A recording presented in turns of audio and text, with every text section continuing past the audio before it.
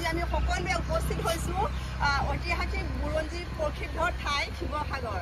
তো আমি শিৱসাগৰ দৰ্শন কৰিব আহিছোঁ। এতিয়া আমি আছোঁ শিৱসাগৰৰ মাজমজিয়াত। শিৱসাগৰ আহি যদি আমি শিৱদৌল যদি দৰ্শন নকৰোঁ আৰু আধৰুৱা হৈ যাব। গতিকে বলক একেলগে উপভোগ কৰোঁগৈ আহক। তো আমি অলৰেডি এণ্ট্ৰি হৈ গ'লোঁ এই বুৰঞ্জী প্ৰসিদ্ধ ঠাইখনত। মানে কি শিৱসাগৰত ইমানবোৰ মানে কি স্মৃতি চিহ্নবোৰ আছে, এদিনতে শেষ কৰিব নোৱাৰি, সমাপ্ত কৰিব নোৱাৰি। গতিকে মই চেষ্টা কৰিম যিমানখিনি মই পাৰোঁ আপোনালোকক দেখুৱাবলৈ চেষ্টা কৰিম।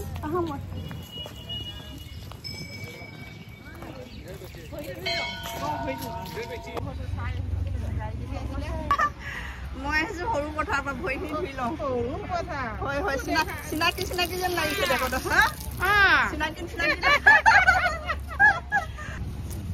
ভালেই লাগিলে। এনেকুৱাই মন্দিৰত আহিলে এনেকুৱা চিনাকিবোৰ লগ পাই যে বহুত ভালেই লাগিছে। মানুহে কয় নহয় মন্দিৰত আহিলে বহুতো মানুহৰ মিন্স মিলন হয়, মিলন চিনাকি হয়। মন্দিৰত আহি চিনাকি হ'লো, একচুৱেলি আগতেও চিনাকি হৈছিল নেকি। তো ভাল লাগিছে। আমাৰ মণিপুৰী মানুহে হয়। তাইৰ ছোৱালী কি কয় ফুলেশ্বৰী স্কুলত পঢ়ে, ফুলেশ্বৰী স্কুলত পঢ়ে। তো ভাল লাগিছিলে। এক্সাম দি আছে ন। মন্দিৰত আহি ইমান ভাল লাগিছে সঁচাকৈ। আৰু দৃশ্যবোৰ চাওক। মই আছোঁ ৰংঘৰ চাৰিআলি। আকৌ ৰংঘৰ চাৰিআলি কিমান দূৰ ইয়াৰ পৰা বেছি দূৰ নহয়, 2 কিলোমিটাৰ। 2 কিলোমিটাৰ কিহেদি আহিলে আপুনি? এই টেম্পু দি। আমিও তেনেকৈ আহিছোঁ। তো ভাল লাগিছে দেই লগ পাই।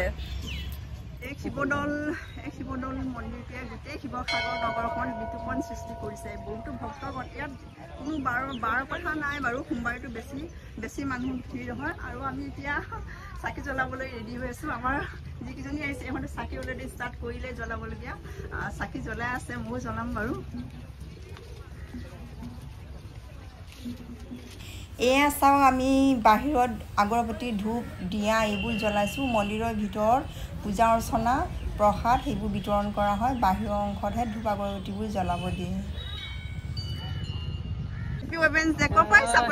আমি শিৱসাগৰ কিবা জনজাতি মহিলা সমিতি আমাৰ হয় নি। আমি এতিয়া গোটেই মন্দিৰে ঘূৰিছোঁ। এতিয়া মন্দিৰ এণ্ট্ৰি হৈ গ'লোঁ। মন্দিৰৰ দুফালে আছে দেৱীদৌল আৰু বিষ্ণুদৌল আছে। এতিয়া এই শিৱদৌলটো চাওকচোন ওপৰত আছে সোণৰ কলচি যিহেতু। আৰু মন্দিৰটোৰ হাইট 180 ফুট জানিব পৰা মতে। এয়া আমি মুখ্য দুৱাৰ দি সোমাই গৈছোঁ ভিতৰলৈ।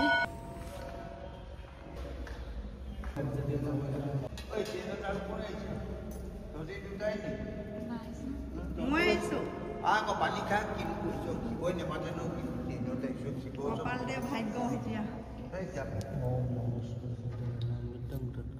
নিমেলি কেইজনী আহিছ? আমি 5 জনী আহিছোঁ। 5 জনী কিভাবে পেকেটটো দি দিবা?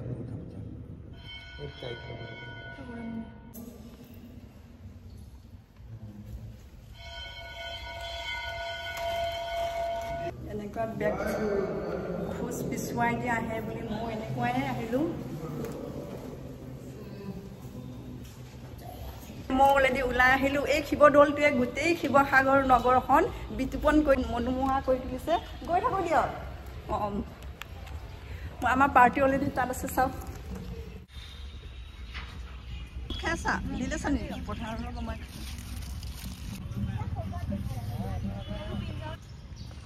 এতিয়া আমি মন্দিৰটো কাষৰ পৰা প্ৰত্যক্ষ কৰিবলৈ চেষ্টা কৰিম। মেৰামতিৰ কামো বৰ্তমান চলি আছে।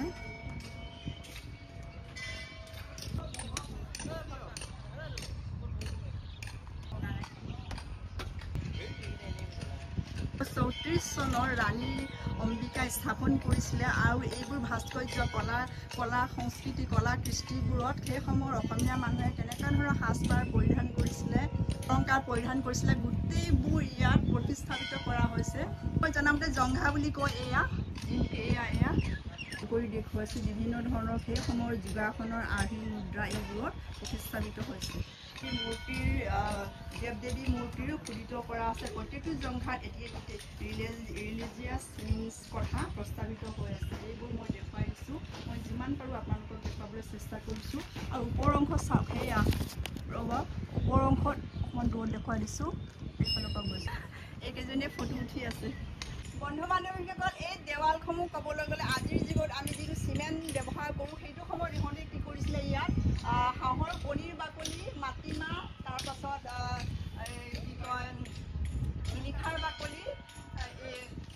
বাকলি এইবোৰ মিক্স কৰি কম্পজিট এটা বনাই ইহঁতে কি কৰিছিলে চিমেণ্টৰ নিচিনা প্ৰস্তুত কৰিছিলে আজিৰ যুগত সেইবোৰ মানে আজিৰ তুলনাত সেই সময়ত যিমানবোৰ কৰিছিলে নহয় কোনো পাত্তাই নাপায় ক'ব গ'লে আৰু সেইবোৰে সেই মাটিমাহ হাঁহলি মেথি এইবোৰ মিক্স কৰি যিটো কম্পজিট বনাইছিলে এদিনতে হোৱা নাই তাৰমানে এমাহমান ভিজাই খুৱাইছিল মই পঢ়িছোঁ তেনেকৈ আৰু ইয়াত মই বহুত সৰুতে আহিছিলোঁ সৰুতে মানে যেতিয়া মই বিদ্যালয়ত পঢ়ি আছিলোঁ তেতিয়া আহিছিলোঁ মই তেতিয়া ইমান গম পোৱা নাছিলোঁ এতিয়া প্ৰত্যক্ষ কৰিছোঁ চাওক এতিয়া টাচ কৰিবলৈ দিয়া নাই মই ভিডিঅ'খনলৈ যাব বিচাৰোঁ অকণমান জুম কৰি দিয়া এই জংঘাবোৰ প্ৰত্যেকটো জংঘা এটি ৰিলিজিয়াছ কাহিনী যিটো প্ৰস্তাৱিত হৈ আছে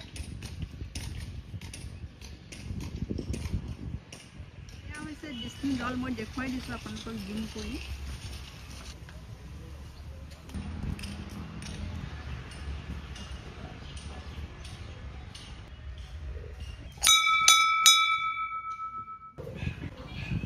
আৰু সেয়া হৈছে বৰপুখুৰী শিৱদৌল বিষ্ণুদৌল আৰু দেৱীদৌলৰ কাষতে লাগি আছে সিফালেদি যাব লাগিব মই দেখুৱাই দিছোঁ একচুৱেলি নেক্সট ভিডিঅ' বনাম বাৰু একদম কাষতে লাগি আছে ৰাস্তাৰ কাষতে সিটো ছাইডত এই শিৱদৌলৰ ভাস্কৰ্য আৰু স্থাপত্য শিল্প ক'তোতে দেখা পোৱা নাযায় এয়া খুণৰ কলহ হয় মই ধুনীয়াকৈ দেখুৱাই দিছোঁ তলত অকণমান মেৰামতি কাম চলি আছে গ্ৰাউণ্ডটো চাওক গ্ৰাউণ্ডত কেইবা ধৰণৰ গছ এতিয়া এইবোৰ জংঘা বুলি কয় সিফালৰ পৰা চালেও 6টা ষ্টেপ আৰু ফ্ৰণ্টৰ পৰা চাওঁ তেতিয়াও 6টা ষ্টেপ আমি দেখিবলৈ পাওঁ ইয়াৰ বহুতো ষ্টৰি আছে কাহিনী আছে মই যিমান পাৰোঁ মোৰ যোগেদি মই ক'বলৈ চেষ্টা কৰিছোঁ আমি সকলোৱে এতিয়া শিৱদৌল দৰ্শন কৰিলোঁ আৰু বিষ্ণুদৌল আৰাধনা কৰি ওলাই আহিলোঁ গোটেইকেইজনীয়ে এতিয়া নেক্সট ক'ত যাম বা তলাতল ঘৰ জানো কিমানখিনি আগুৱাই যাব পাৰোঁ যিমানখিনি যাওঁ সকলো আপোনালোকক শ্বেয়াৰ কৰি যাম আপোনালোকে চাই থাকিব কি কোৱা ফ্ৰেণ্ডছ শিৱদৌলৰ এই যিটো মনোমোহা দৃশ্য গোটেই ভাৰতবৰ্ষত ক'বলৈ গ'লে নৰ্থ ইণ্ডিয়াত এয়াই প্ৰথম আৰু অসমৰ কাৰণে গৌৰৱ হয় বহুত ধুনীয়া আৰু ইয়াৰ ভিউজ যিহেতু তো আৰু ইয়াৰ ওপৰত যিটো কলহ আছে যিমান ভূমিকম্পই হওক কিয় কোনো ক্ষয় ক্ষতি আজিলৈকে হোৱা নাই মাজত এবাৰ পৰিছিলে বুলি গম পাইছোঁ কিন্তু তেতিয়াৰ পৰা নেক্সট বাৰৰ পৰা কেতিয়াও হোৱা নাই এনেকুৱাই যেনেকুৱা আছে তেনেকুৱাই পূৰা পাৰফেক্টলি আছে তো মই নিজকে বহুত সুখী অনুভৱ কৰিছোঁ ইয়াত মই আজি দৰ্শন কৰিব আহিছোঁ আৰু দুৰ্গা পূজাৰ সময়ত আৰু শিৱৰাত্ৰিৰ সময়ত বহুত মানে কি অগণন অগণন ভক্তৰ আগমন ইয়াত হয় একচুৱেলি মই শিৱৰাত্ৰিত আহিব বিচাৰিছিলোঁ নোৱাৰিলোঁ আহিব এতিয়া বহুত ভাল লাগিছে এই ভিউজবোৰ দেখা পায় আমাৰ গোটেইবোৰ পাৰ্টি আছে অকণমান এতিয়া জয়সাগৰ তলাতল ঘৰ অকণমান চাই আহোঁ কিন্তু আপোনালোকক মই পুনৰবাৰ কৈছোঁ শিৱসাগৰত ইমান ঐতিহ্যমণ্ডিত স্মৃতিচিহ্ন আছে কলা কৃষি যিবোৰ এদিনতে সমাপ্ত কৰিব নোৱাৰিম যিমান পাৰিম মই মোৰ ফালৰ পৰা চেষ্টা কৰিবলৈ চেষ্টা কৰিম আপোনালোকক দেখুৱাবলৈ বলক একেলগে উপভোগ কৰিম বাকী আছে এতিয়া তলাতল ঘৰ যাবলৈ কিন্তু ভিডিঅ' স্কিপ নকৰিব প্লিজ মোৰ ভিডিঅ' লাষ্টলৈকে চাব আপোনালোকক কৈছোঁ মই পুনৰবাৰ